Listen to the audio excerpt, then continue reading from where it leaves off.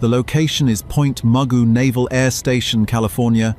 The date is November 22nd, 1973. The Pacific Ocean is calm today, but 30,000 feet above the water, the air is about to be torn apart.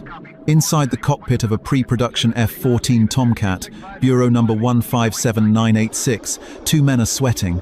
They are not sweating because of the heat the environmental control system is screaming to keep the avionics cool. They are sweating because they are sitting on top of a bomb. Commander John Smoke Wilson looks at his fuel gauge. It is dropping fast. Attached to the belly of his aircraft are 6 massive white cylinders. They are AIM 5-4 Phoenix missiles. Together, they weigh nearly 6,000 pounds. That is the weight of 2 heavy pickup trucks strapped to a fighter jet. This aircraft was never designed to fight like this. The engineers said it was theoretically possible.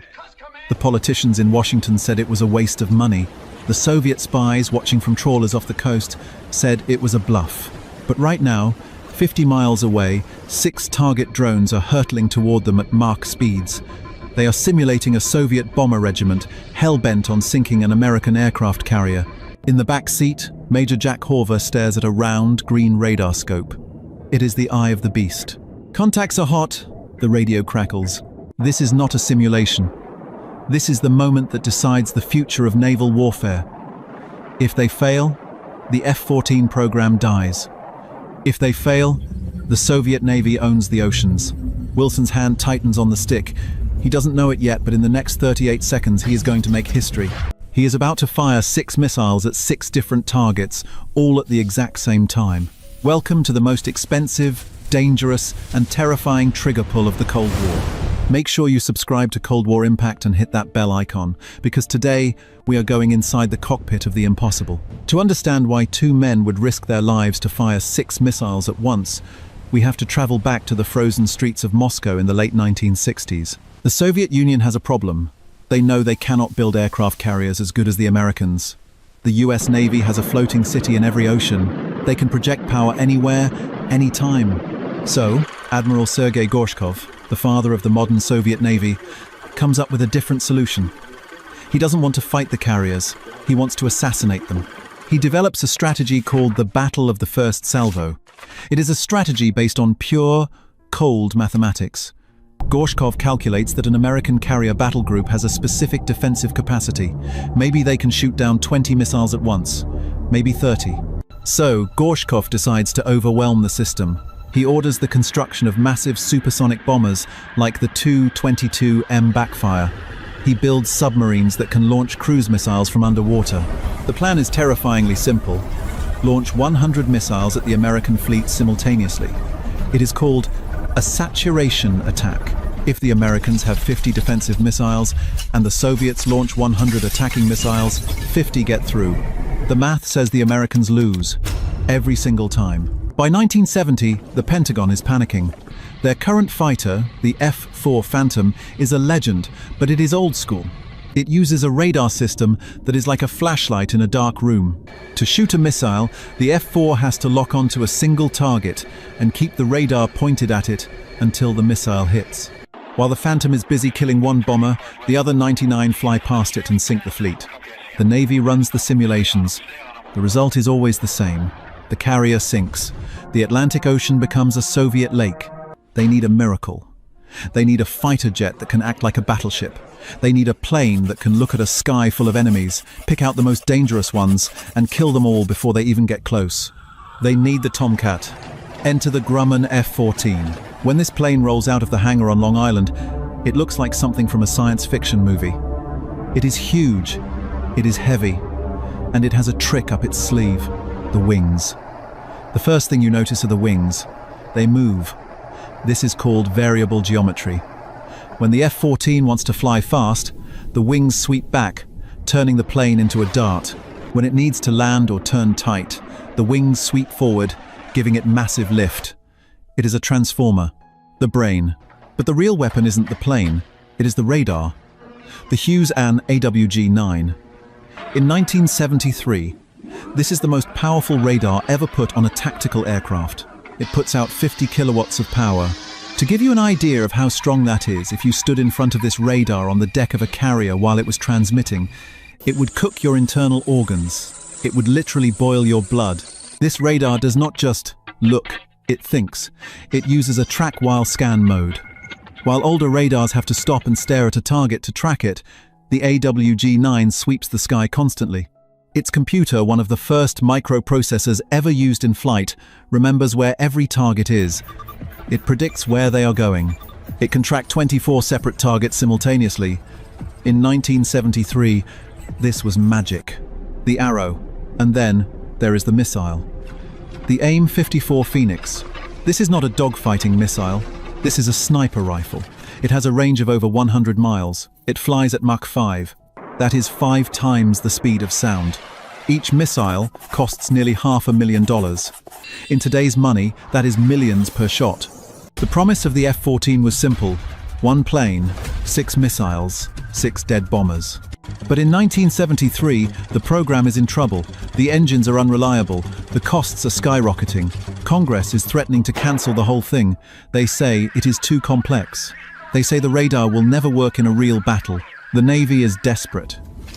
They need to prove the skeptics wrong.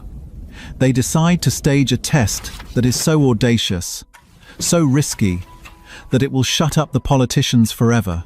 They call it the John Wayne test. The date is set, November 22nd. The location is the Pacific Missile Test Center. The Navy gathers every drone they can find. They take 3 BQM, 3 Firebees. These are high-speed target drones that simulate cruise missiles. They take 3 T-33 Shooting Star jets and convert them into drones to simulate bombers. They don't just line them up in a row. That would be too easy. They spread them out. The drones are programmed to fly at different altitudes. Some are high, at 25,000 feet. Others are low. They are flying at different speeds. This creates a nightmare scenario called radar clutter. Imagine trying to find a specific flashlight in a room full of mirrors and strobe lights. That is what the radar has to do. It has to filter out the ocean waves, the clouds, and the electronic noise, and find 6 tiny metal objects moving at high speed. Commander Smoke Wilson and his radar intercept officer, Jack Horver, are chosen for the mission. They walk out to the jet. The ground crew has loaded the Alpha Strike configuration. 4 Phoenix missiles on the belly pallets, 2 on the wing gloves. Wilson looks at the tires. They are bulging. The oleo struts, the shock absorbers on the landing gear, are compressed to the limit. She's heavy, the crew chief says, patting the nose of the jet. Wilson nods. He knows that taking off is the easy part. The hard part is what happens when he pulls the trigger. When a 1,000-pound missile leaves the rail, the center of gravity of the aircraft shifts instantly. When 6 of them leave in rapid succession, the aircraft becomes unstable. The engines can ingest the rocket smoke and stall. A compressor stall at 30,000 feet with a heavy jet is a death sentence. "Let's light the fires," Wilson says. They climb the ladder. The canopy closes. The twin TF-30 engines whine to life, shaking the tarmac. They are in the air. The Pacific Ocean is a blue sheet below them. "Music on," Horver says from the back seat. He isn't talking about the radio. He is talking about the electronic countermeasures. The test is simulating a jamming environment, where the enemy is trying to blind their radar. Horver's head is buried in the scope. He is looking at the Tactical Information Display, TID. It looks like a green fan. Suddenly, blips appear. 1, 2, 3, 4, 5, 6. The computer, the AWG-9, starts doing the math. It calculates the launch acceptability region for each target. It decides which missile will kill which drone. "I have 6 tracks," Horver says, his voice calm, professional. "System is ready. This is it. The moment of truth." Wilson steadies the aircraft. He has to fly straight and level. He cannot maneuver. He is a floating artillery battery now. "Master arm on." The distance closes to 30 miles. "Fox 3!" Wilson yells. He squeezes the trigger on the stick. Whoosh! The first Phoenix missile drops from the front left pallet. For a split second, it falls like a stone. Then, the rocket motor ignites. A blinding white flash illuminates the cockpit. A trail of thick white smoke pours over the canopy. The jet shudders. It feels like hitting a pothole at 100 miles per hour. But Wilson doesn't stop. He can't stop. The firing sequence is automatic now. "Fox 3! 3 seconds later, the second missile drops. Boom. Another kick. Fox 3! The third missile screams off the rail. By now, the cockpit is filled with the acrid smell of rocket propellant. The visibility is 0. Wilson is flying on instruments, trusting that his engines won't choke on the smoke. Fox 3! Fox 3! Fox 3! The sequence takes exactly 38 seconds. In less than a minute, 6,000 pounds of ordnance is gone. The F-14 suddenly feels light. It wants to jump into the sky. Wilson fights the stick to keep it level. The radar needs to keep looking at the targets to guide the missiles in their mid-course phase. Now 6 missiles are in the air. This is the part that terrified the Soviet experts. The missiles are not flying directly at the targets yet. They are lofting. They climb up into the thin air of the stratosphere, reaching speeds of Mach 3, then Mach 4, then Mach 5. They are flying parabolas. The AWG-9 radar in the tail of the F-14 is sending data link updates to all 6 missiles. It is telling Missile 1, turn left 2 degrees. It is telling Missile 4, target is diving, correct course. It is juggling 6 conversations at the speed of light. Then the final phase. The missiles reach the top of their arc. They tip over, their internal radars switch on. They go pitbull. They are no longer dependent on the F-14. They are autonomous killers. Down at the control center at Point Mugu, the telemetry officers are watching the screens. The lines on the graph are converging. The first BQM, 3-4, is flying at Mach 0.9. Suddenly, its signal vanishes. Target 1, destroyed. The second drone is a T-33 jet. It takes a direct hit to the fuselage. The warhead doesn't even need to explode. The kinetic energy of a 1,000-pound object hitting it at Mach 5 vaporizes it. Target 2, destroyed. Target 3, destroyed. Target 4, destroyed. The 5th missile streaks toward its target. The proximity fuse the device that tells the warhead to blow up when it gets close suffers a glitch. It doesn't detonate, but the telemetry shows the missile passed within a few feet of the drone. In a real war, the shockwave would have ripped the wings off the bomber. It is scored as a lethal kill. The 6th missile has a hardware failure in the guidance system and wanders off into the ocean. But the result is undeniable. 4 direct hits, 1 lethal pass, in 38 seconds. One single American fighter jet has just wiped out an entire simulated bomber squadron. When Smoke Wilson and Jack Horver land back at Point Mugu, there is no band playing, but there is a sense of awe. The crew chief looks at the empty missile rails. The paint is scorched from the rocket exhaust. They have done the impossible. The footage of this test was classified at first, but word spreads fast. When the Soviet intelligence agencies finally get wind of what happened at Point Mugu, the mood in the Kremlin changes. Admiral Gorshkov realizes his math is wrong. If one F-14 can kill 6 bombers, then a carrier air wing with 24 F-14 can kill 144 bombers in the first minute of the fight. The saturation attack is no longer a guaranteed win. It is a suicide mission. The F-14 forced the Soviet Union to spend billions of rubles developing new tactics and new missiles to counter this threat. It bankrupted their strategy. But the most amazing part? The F-14 never fired a Phoenix missile in anger against the Soviet Union. The weapon was so terrifying that it acted as the ultimate deterrent. The Soviet bombers never attacked the carriers because they knew the Tomcat was waiting. So how did they do it? What was the secret sauce?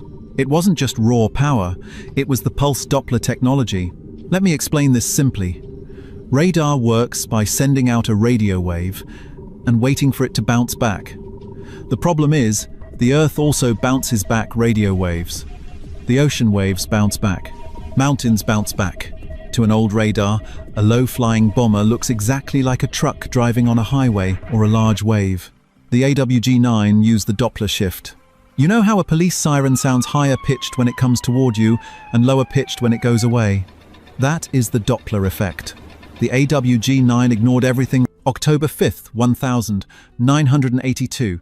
A biting autumn wind swept across the Thuringian forest, carrying with it the scent of wet pine and coal smoke. From his concealed observation post, Major Dmitry Volkov of the GRU pulled the collar of his greatcoat tighter, the coarse wool doing little to fend off the damp chill that seemed to seep into his bones. For 3 days, he had been watching. For 3 days, the sky to the west had produced a sound that his training had never prepared him for. It wasn't the sharp, terrifying shriek of a fighter jet on patrol, nor the rhythmic thumping of helicopter rotors.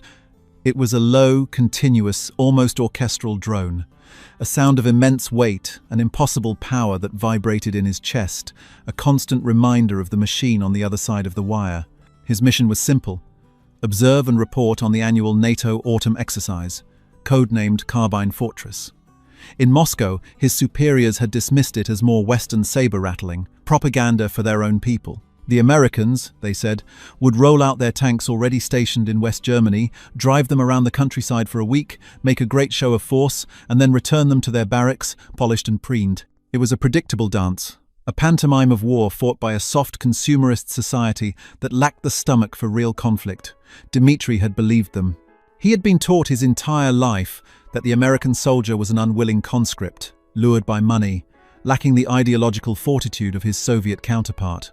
He was taught that American power was a hollow shell, reliant on nuclear missiles and aircraft carriers thousands of miles away, not on the gritty reality of a land war in the heart of Europe. But what he was witnessing through his high-powered optics made him profoundly uneasy. The sound was the first thing that broke the spell of his indoctrination. It was the sound of the American C-5 Galaxy and the C-141 Starlifter aircraft so large they seemed to defy the very laws of physics. They appeared not in ones or twos, but in a constant, unbroken stream descending into Rhein-Main Air Base near Frankfurt. They were flies, he thought, swarming endlessly from some unseen hive across the ocean. Through his binoculars, he could see them land, their giant maws opening to disgorge hundreds of soldiers at a time. Soldiers who looked not tired from a 10-hour flight, but fresh, alert, moving with a speed and purpose that was unsettling. They carried only their personal weapons and rucksacks. Within minutes of landing, they were herded onto waiting fleets of buses, which then sped away onto the Autobahn, disappearing into the heart of West Germany. The sheer organization of it all was what first pricked his certainty. It was seamless. There was no chaos, no waiting, no confusion. It was a conveyor belt of men, plucked from the continental United States and deposited, combat-ready, into the decisive theater of the Cold War. He couldn't believe the scale of it. In 3 days, he had lost count of the landings. His initial reports to GRU headquarters in Moscow were met with skepticism. They told him to check his figures. They suggested he was exaggerating, perhaps fooled by the same flights circling. But he knew what he was seeing. It was a river of men, flowing from the sky. And as he watched a fresh C-5 lumber down onto the runway, its 4 massive engines dwarfing everything around it, a cold question began to form in his mind. Where were their tanks? Where was their artillery? An army was not just men with rifles. An army was steel. It was thousands of tons of armor and ordnance. You couldn't fit that on an airplane. The thought was reassuring. A small anchor of familiar doctrine in a sea of confusion. The Americans could fly their men over, but their heavy equipment would have to come by sea, a process that would take weeks, maybe months. Weeks the Soviet Union would use to roll its endless columns of T-72 and T-80 tanks all the way to the English Channel. The plan was sound. The Americans were putting on a show, nothing more. He focused his binoculars again, this time on the Autobahn. The buses full of American soldiers were heading east, towards the Fulda Gap, towards him. He felt a familiar smirk return to his face. Let them come. They were bringing men to a tank fight without any tanks. This feeling of confident disdain was the bedrock of Soviet military strategy.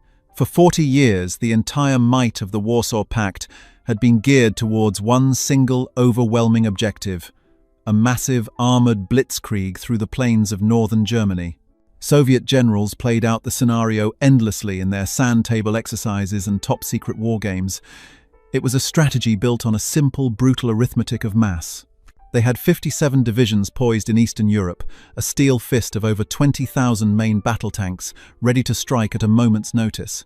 NATO, by contrast, was a patchwork of different nations, with different equipment and different languages. And the Americans, the core of that alliance, were an ocean away. Soviet propaganda reinforced this image relentlessly. To the average citizen of the USSR, and to the soldiers of the Red Army, America was a decadent, chaotic society. A paper tiger, as the Chinese comrades called it. Its people were soft, its industry geared toward frivolous consumer goods, not the hard necessities of total war. Their military was a reflection of their society, high-tech and expensive, but brittle. It lacked the soul, the sheer grit, of the Russian soldier who had frozen in Stalingrad and bled his way to Berlin. The Soviet High Command genuinely believed this. They saw their logistical lines as a source of immense pride. An intricate, sprawling network of railways stretching from the Ural Mountains to East Germany, capable of moving entire armies and their equipment over thousands of kilometers. It was slow, ponderous, and predictable, but it was reliable. It was how they had won the Great Patriotic War, by grinding their enemy down with inexhaustible reserves of men and material. The idea of projecting that same power across an ocean by air was not just seen as impossible, it was viewed as strategically idiotic, a fool's errand. What the Kremlin and its generals never knew, what they couldn't possibly comprehend, was that the Americans were not playing the same game. The American response to the Soviet threat was not to match them tank for tank, man for man, on the ground in Germany. That would have been economically ruinous and politically unsustainable. Instead, they devised a strategy that was so audacious, so uniquely American in its industrial logic, that it remained almost invisible to the Soviet mindset. The policy was called Reforger, Return of Forces to Germany. Born in the late 1962, it was a solution of breathtaking simplicity and staggering complexity.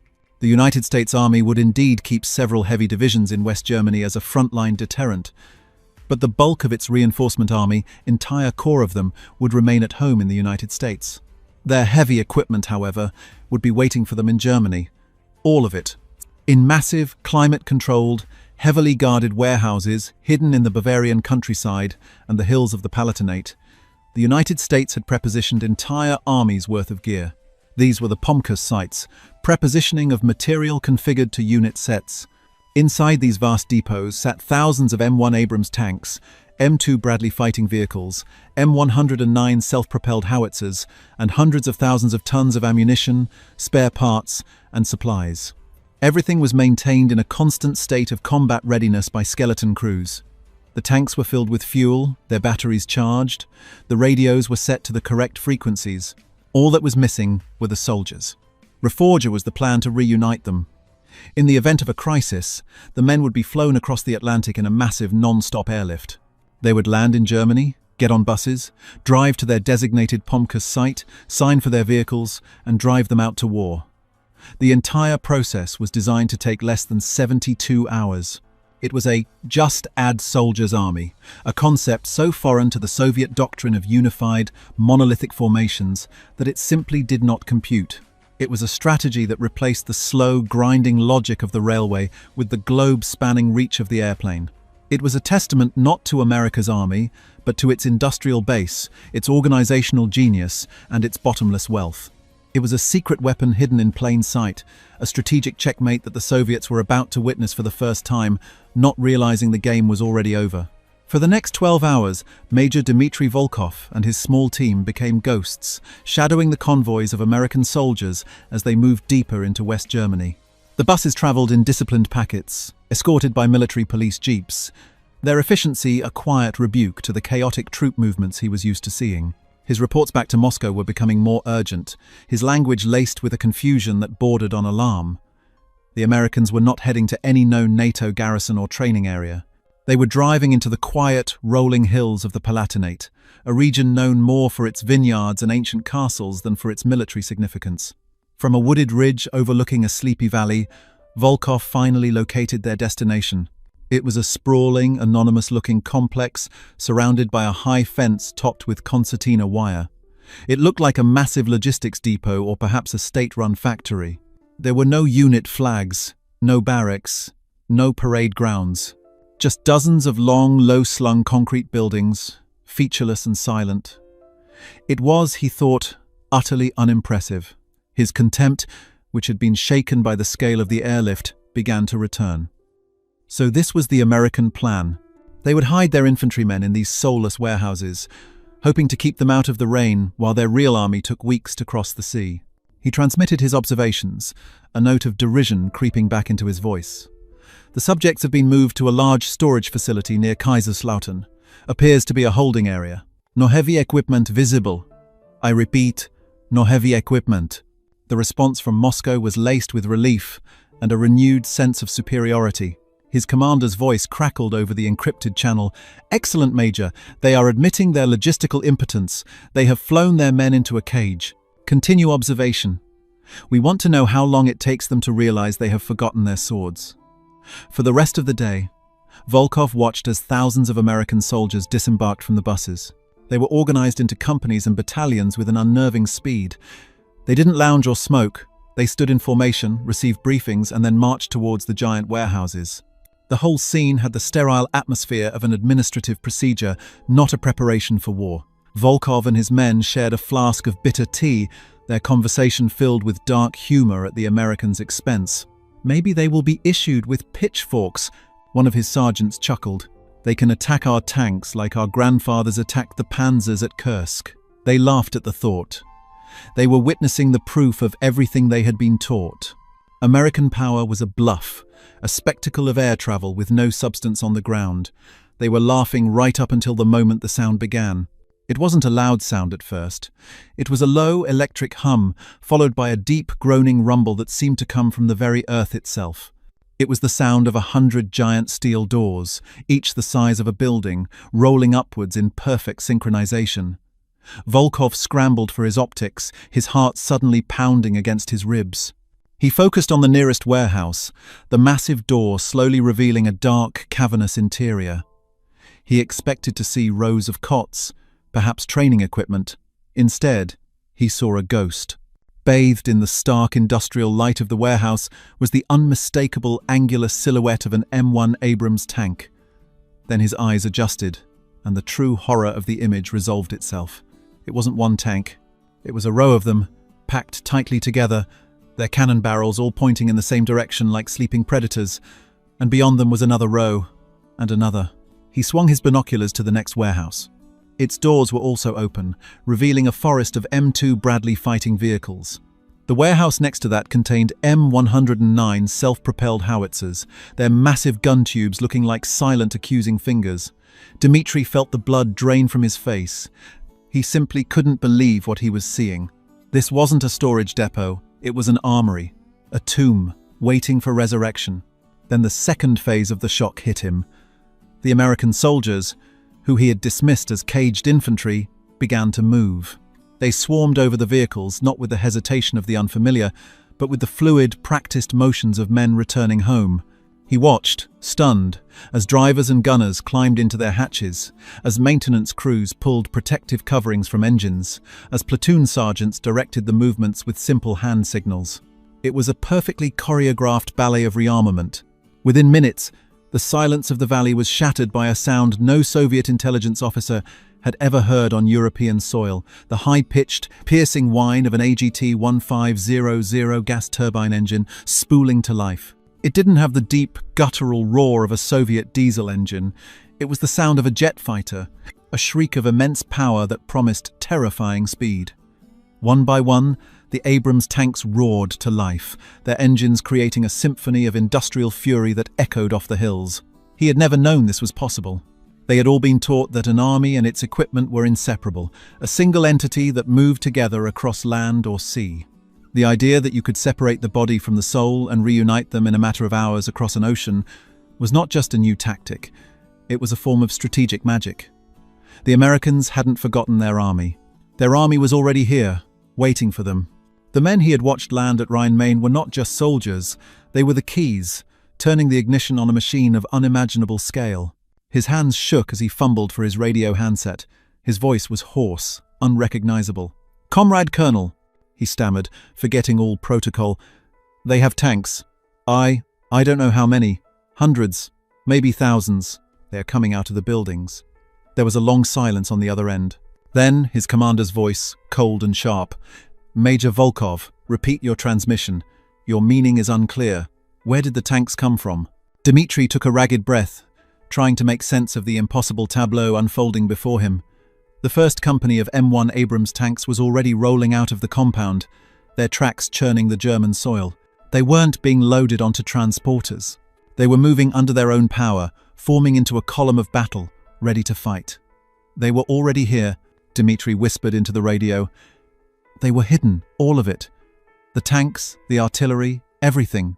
The airlift. It wasn't the invasion. It was the activation. The silence that followed was heavier, more profound than before. In that moment of radio silence, Dmitry understood that he was not just reporting a troop movement. He was reporting the death of a 40-year-old strategy. He was the first Soviet officer to witness the terrible secret of American power. It wasn't just their ability to build weapons, it was their ability to place them anywhere on the planet, like chess pieces on a board, and then bring them to life with a wave of their hand. The stream of cargo planes he had watched for 3 days was not a hollow gesture. It was the very tip of a logistical spear of incredible length and sharpness. The laughter had died in his throat, replaced by a cold, creeping dread. The paper tiger had just revealed that its claws were made of 10,000 tons of American steel, and they were already at the gates. Major Volkov's report did not land on a receptive desk in Moscow. In the cold, mahogany-paneled halls of the GRU headquarters, his frantic transmissions were initially treated as a sign of battlefield psychosis, a failure of nerve. The first reaction was denial, followed by anger.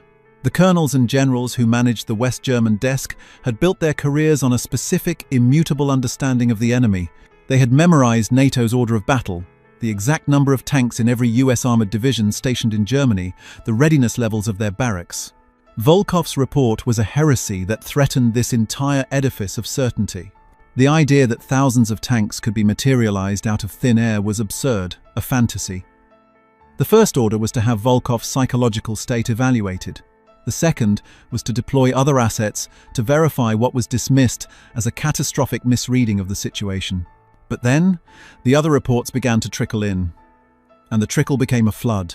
From a Stasi agent embedded with a railway crew in Hesse, a report of endless convoys of American military buses, all heading for a restricted zone no one had paid much attention to before. From a Czech border patrol, a report of an unprecedented level of American air traffic, a constant drone that never seemed to cease, day or night.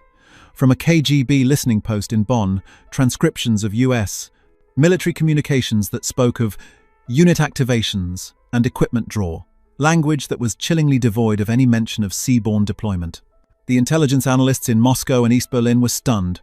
They worked frantically, cross-referencing the new data with their old maps. What they discovered was a ghost network, a secret American empire of steel hidden within the fabric of their staunchest ally. The facility Volkov had discovered near Kaiserslautern was not unique. It was just one node in a vast and complex system. There were 5 of these massive POMCUS sites spread across West Germany, each one containing the full equipment for a heavy division. They had names that sounded innocuous, like North Bavaria or Pirmasens, but the numbers associated with them were nightmarish. Each site held over 400 main battle tanks, hundreds of armored fighting vehicles and artillery pieces, thousands of trucks, jeeps, and helicopters. It was a silent, sleeping army of over 60,000 vehicles, a force capable of doubling American combat power in Germany in the space of a weekend. The Reforger exercise, which they had always dismissed as a hollow political parade, was suddenly revealed for what it truly was, a regular, systematic stress test of this incredible logistical weapon. It wasn't a one-time trick. It was a practiced, perfected, and annually demonstrated capability. The shock Volkov felt was not the reaction of a single surprised soldier. It was now the collective, dawning horror of the entire Warsaw Pact intelligence community. They had been watching the wrong war. For 40 years they had been counting the soldiers on the field, never realizing the most important players were waiting in the wings, and that the stage itself had been preset with everything they needed. The Americans had created an industrial solution to a military problem. They had turned the European continent into a forward operating base that could be activated by remote control from across the Atlantic. In an anonymous office building in East Berlin, Major Klaus Richter of the Stasi's Hauptverwaltung Aufklärung, the Foreign Intelligence Service, stared at the map on his wall. Red pins marked the known locations of Soviet and East German divisions. Blue pins marked the NATO forces. For years, the map had been a source of comfort, the density of red pins in the east far outweighing the scattered blue. But now, his aides were adding new markers based on the flood of incoming intelligence. 5 new symbols, each representing a full American heavy division, suddenly blossomed in the west. The map, once a picture of overwhelming Soviet advantage, was now terrifyingly balanced. Richter was a man of cold logic, a bureaucrat of espionage. He wasn't prone to the field agent's panic, but as he looked at the revised map, he felt a professional chill that was worse than fear. He understood the meaning of the data. Every Soviet war plan was predicated on a 2-to-1 or even 3-to-1 advantage in conventional forces in the opening 72 hours of a conflict. It was this initial overwhelming force that would smash through NATO's frontline defenses and create an unstoppable momentum. That advantage was now gone. It had vanished, not in a battle, but in a logistical exercise he and his colleagues had laughed at for years. The Americans, he realized, didn't need to win the first battle. They had already won the first 72 hours, and they had done it in peacetime. He picked up a summary report from an agent near a POMCUS site in northern Bavaria. The agent's words echoed Volkov's disbelief. He described the same phenomenon, the arrival of buses, the opening of giant doors, and the emergence of a fully formed, armoured brigade. But he added a new detail, a small observation that was somehow more chilling than the sight of the tanks themselves. He noted that the American soldiers, many of them young reservists, located their specific vehicles by checking lists on clipboards as if they were picking up a rental car. They performed their startup checks with a practiced boredom, a routine efficiency that spoke of endless drills back in their home states. They weren't an army preparing for war, they were factory workers starting their shift. This wasn't a military force in the way Richter understood it. It was a product of the American system, modular, efficient, and deployable on a scale that defied all traditional military logic. The psychological impact extended beyond the intelligence analysts. It reached into the cockpits of the Warsaw Pact air forces. Captain Jarek Nowak of the Polish Air Force flew a MiG-23 out of a base in Silesia. Part of his duty during NATO exercises was to fly patrol routes along the border, monitoring the skies. For most of the year, the airspace was a carefully choreographed dance of patrols from both sides. But during Reforger, the sky changed. It became American. From his cockpit at 30,000 feet, Jarek would look west and see the horizon filled with the endless chalk-white contrails of American transport jets. They flew in precise, unwavering corridors, stacked at different altitudes, a multi-lane highway in the sky stretching all the way back across the Atlantic. They weren't fast or agile like his MiG. They were majestic, arrogant, and seemingly infinite. He and his fellow pilots felt a profound sense of impotence. Their supersonic fighters were designed to shoot down enemy bombers and fighters, to engage in the deadly ballet of aerial combat. But these lumbering giants were a different kind of enemy. They were the physical manifestation of the American industrial base, a target so numerous and so constant that engaging them would be like trying to empty the ocean with a bucket. The true symbol of this new American power, the one that became seared into the consciousness of the Warsaw Pact, was the sound. It was the deep, resonant drone of the C-5 and C-141 fleet. On the ground, it was a vibration felt in the chest, a constant, low-frequency hum that signaled the arrival of tens of thousands of enemy soldiers.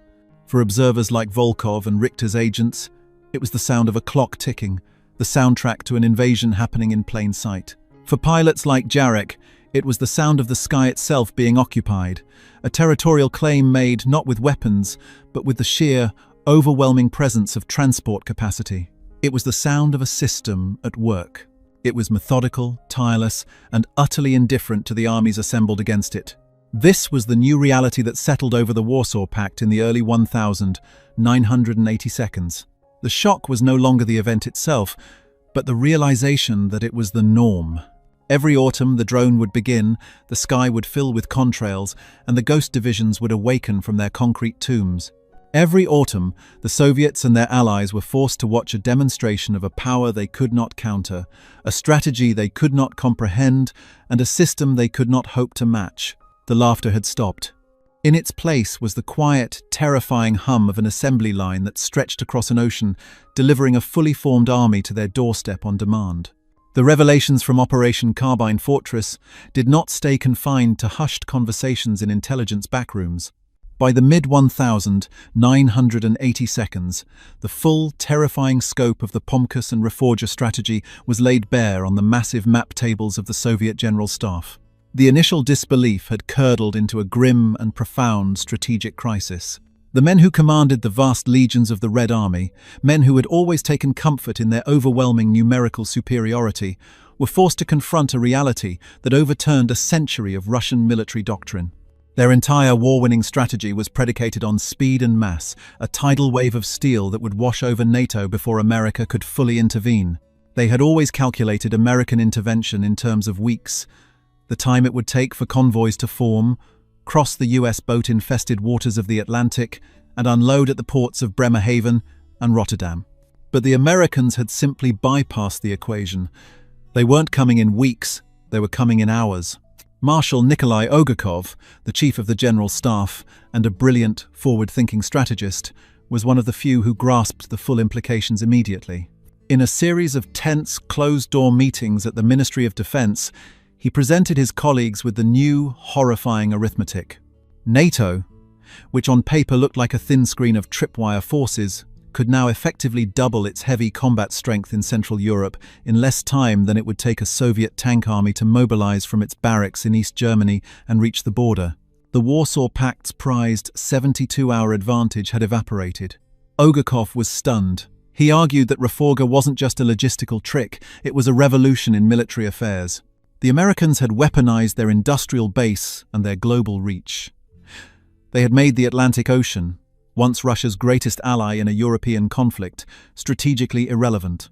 He argued that the entire Soviet war plan for Europe was now obsolete, a relic of a bygone era. His assessments were met with a wall of institutional resistance. To accept Ogakov's conclusions was to admit that their 50-year investment in a massive, land-based army was a strategic dead end. It was an admission of defeat before a single shot had been fired. Nevertheless, the Soviet High Command was forced to react. Their first desperate countermeasure was purely intelligence-focused. They launched a massive effort to locate and monitor every single POMKUS site. GRU and Stasi agents were tasked with a singular mission: get eyes on the warehouses. They tried everything. They attempted to recruit civilians who worked on the bases. They launched daring, high-risk operations to place sensors on the perimeter fences. They tasked their new reconnaissance satellites to pass over the locations multiple times a day. But American counterintelligence was brutally effective. The sites themselves were designed for anonymity, blending into the German countryside. The perimeters were sterile zones, patrolled by heavily armed military police and monitored by electronic surveillance that was years ahead of Soviet capabilities. The few agents who got close were quickly identified and either arrested or turned into double agents, feeding back a stream of useless or misleading information. The Soviets discovered that the Americans were just as good at hiding their army as they were at deploying it. The next, more desperate, countermeasure was to develop a military plan to destroy the POMKUS sites at the very outset of a conflict. The General Staff drew up plans for massive air and missile strikes. They tasked their elite Spetsnaz brigades with missions to infiltrate West Germany and sabotage the depots before the American troops could arrive. War games were conducted where entire squadrons of Su-24 bombers were sacrificed in low-level suicide runs to breach the site's defenses. But every scenario led to the same grim conclusion. The sites were hardened targets, many of them built with reinforced concrete bunkers. They were defended by a dense network of NATO air defense systems, including American Patriot missile batteries. A conventional attack would be incredibly costly and likely fail. A Spetsnaz raid was even more far-fetched. The idea that a few dozen men could fight their way through American and West German security to destroy thousands of tons of armor was pure fantasy. The POMKUS sites were not just warehouses. They were fortresses, designed from the ground up to be invulnerable to a first strike. Each failed war game, each negative intelligence report, deepened the sense of strategic paralysis in Moscow. They were facing a problem they couldn't solve with tanks, a threat they couldn't reach with missiles. The most profound impact, however, was not on the generals, but on the average soldier of the Warsaw Pact. The knowledge of Reforger seeped down through the ranks, becoming a dark piece of military folklore. A conscript tank driver in an East German T-72 unit, stationed near the Fulda Gap, would sit in his cramped steel cockpit during endless alerts, knowing a terrible truth. He and his comrades were the first wave, the sacrificial pawns. Their job was to smash into the American 11th Armored Cavalry Regiment, the famous Black Horse, and die in the process. He had always been told that his sacrifice would buy time for the endless reserves from the east to pour through the gap he had created. But now he knew that while he was fighting and dying, an entire American army was appearing behind the lines. He would be ground down not just by the forces in front of him, but by a fresh, perfectly equipped enemy that had materialized from thin air. This knowledge was corrosive. It bred a unique kind of fatalism, a sense that the fight was already lost. East German and Czech soldiers in particular began to see themselves as little more than a speed bump for the Red Army, and a speed bump that would now be facing a force twice as large as they had ever been told. They would listen to the endless drone of the American transports during the autumn exercises, a sound that became a harbinger of their own futility. They were told by their political officers that they were part of an invincible socialist brotherhood, yet the sky itself told them a different story. It told them of an enemy with limitless resources, an enemy that could cross the globe as easily as they could cross a training field. This created a psychological chasm between the official propaganda and the observable reality. The party told them the Americans were weak and decadent, yet the sound of the C5 galaxy was the sound of absolute, unshakable power. The party told them victory was inevitable, but the existence of the POMCUS sites suggested that the Americans had already planned for every contingency, had already solved the problem of the war before it had even begun. For the soldier on the front line, the American enemy was no longer a person. It was a system. It was an invisible, all-powerful force that could summon armies from nothing. How could you fight an enemy who didn't even have to show up until the last minute, arriving rested and fully equipped, while you had been waiting in a ditch for weeks? The futility was crushing, a cancer on the morale of the Warsaw Pact that no amount of patriotic propaganda could cure. The Reforger concept was more than just a brilliant military strategy. It was the ultimate expression of America's core identity.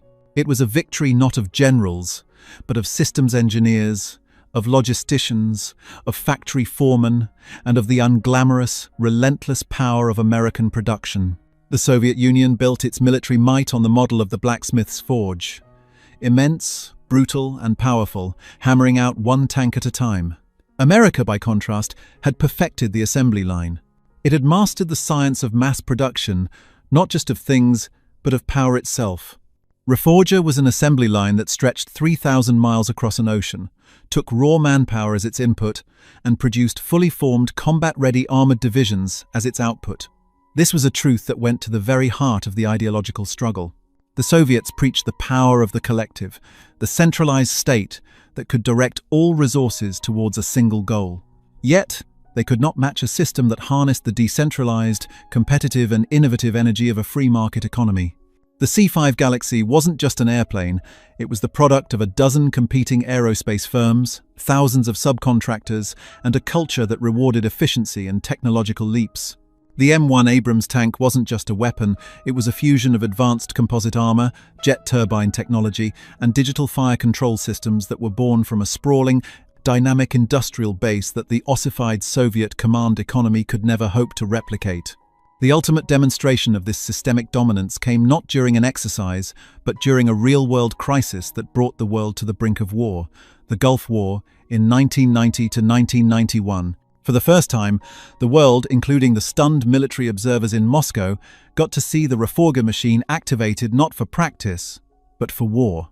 The speed and scale of the American deployment to Saudi Arabia, known as Operation Desert Shield, was something the Soviet General Staff simply could not believe.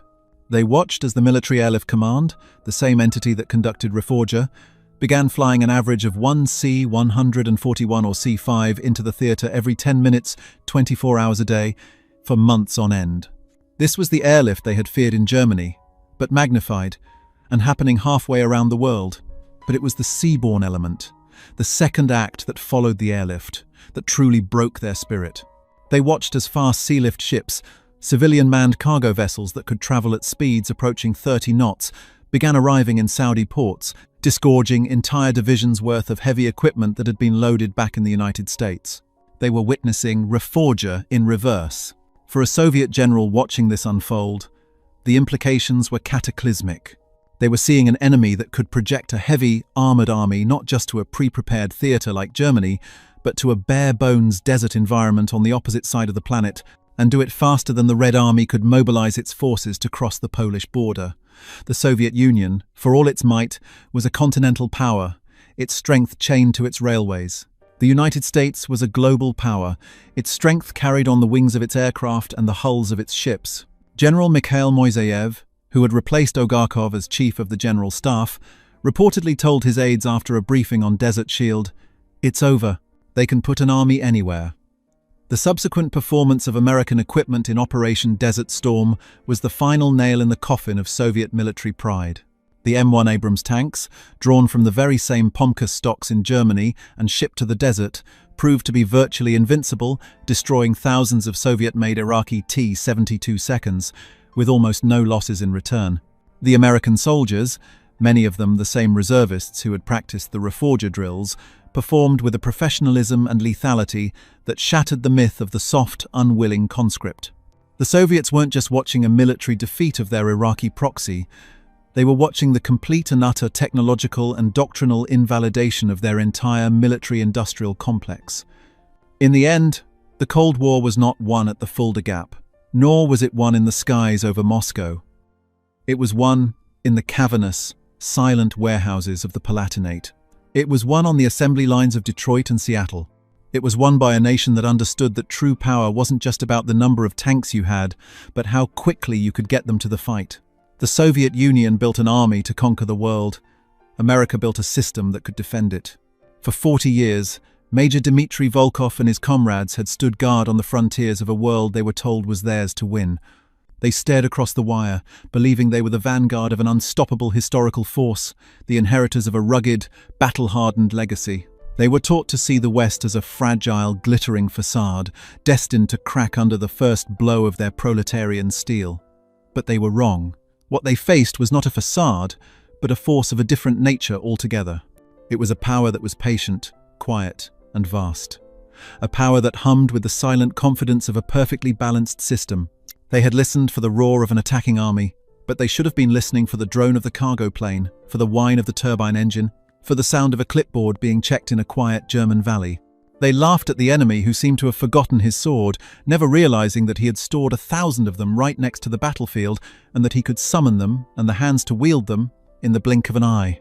The laughter had died long ago, replaced by a stunned, silent recognition that they had been outthought, outproduced and outmaneuvered, not by a better army, but by a better idea. The sound that had haunted them was not the sound of war.